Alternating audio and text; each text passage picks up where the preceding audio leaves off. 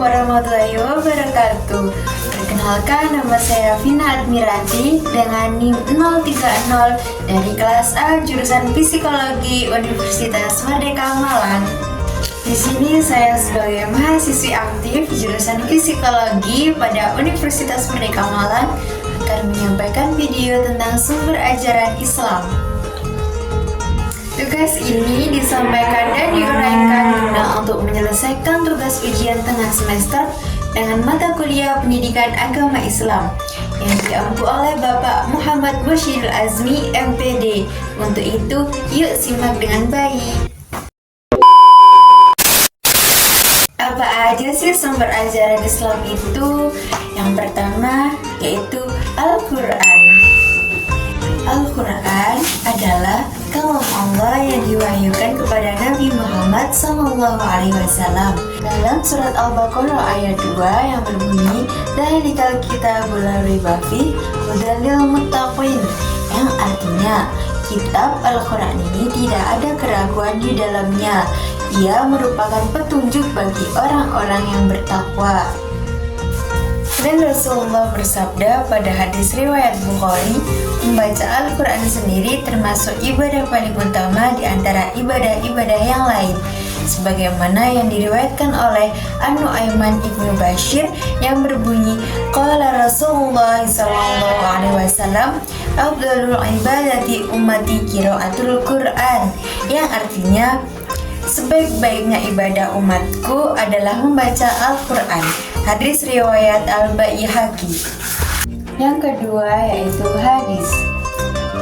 Dan hadis yaitu segala perkataan, perbuatan, dan ketetapan Nabi Muhammad SAW yang dijadikan pedoman hidup bagi umat Islam.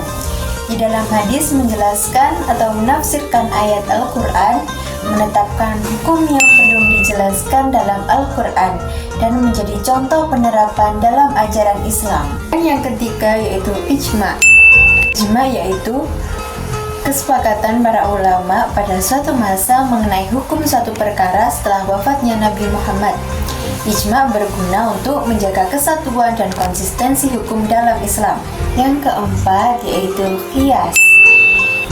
Qiyas yaitu menetapkan hukum suatu masalah baru yang tidak disebutkan dalam Al-Quran dan hadis dengan membandingkannya kepada kasus lain yang hukumnya sudah jelas karena ada alasan hukum yang sama, seperti mengembangkan hukum Islam agar tetap relevan dengan zaman. Apa aja sih 4 aspek universal itu? Yang pertama yaitu akidah. Akidah yaitu aspek yang berkaitan dengan keyakinan atau kepercayaan seseorang muslim terhadap Allah dan hal-hal gaib yang ditetapkan dalam Islam. Dan isi pokok dalam akidah yaitu 6 rukun iman. Yang pertama, iman kepada Allah. Yang kedua, iman kepada malaikat Allah. Yang ketiga, iman kepada kitab-kitab Allah. Dan yang keempat, iman kepada rasul-rasul Allah. Dan yang kelima, iman kepada hari akhir. Dan yang keenam, iman kepada qada dan qadar Allah. Menanamkan keyakinan bahwa kebahagiaan sejati berasal dari hubungan dengan Allah atau hablum minallah. Islam mengajarkan bahwa ketenangan hidup hanya bisa diraih dengan zikrullah atau mengingat Allah. Dan yang kedua yaitu syariah.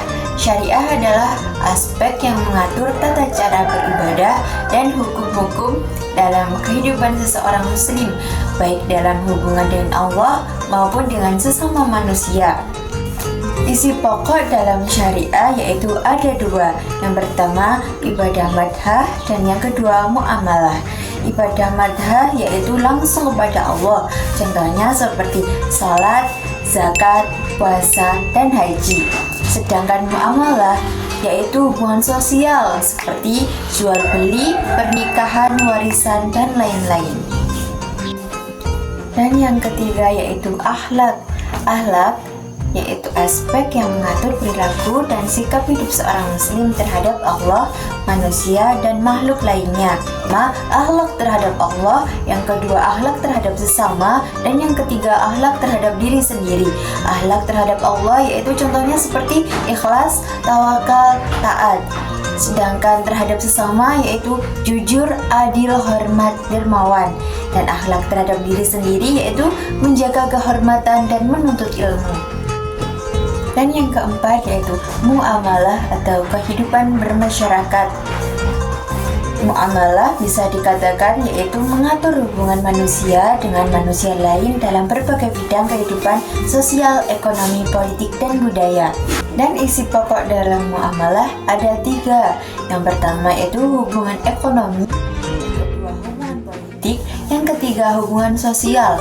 Hubungan ekonomi contohnya seperti jual beli, zakat, perdagangan, halal.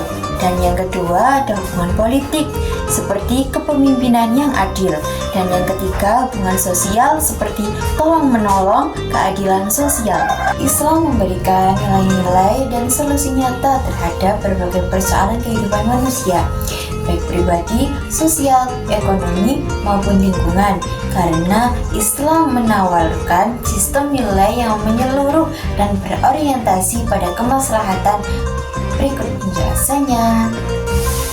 Kita bisa menghubungkan konsep Islam yang mencakup akidah, syariah, akhlak, dan muamalah dengan realitas sosial mahasiswi masa kini seperti gaya hidup konsumtif, krisis spiritual, dan ketidakpedulian terhadap lingkungan.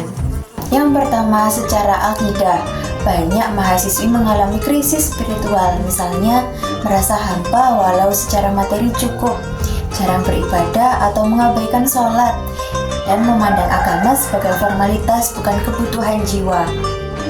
Akidah menanamkan keyakinan bahwa kebahagiaan sejati berasal dari hubungan dengan Allah, hablum minallah.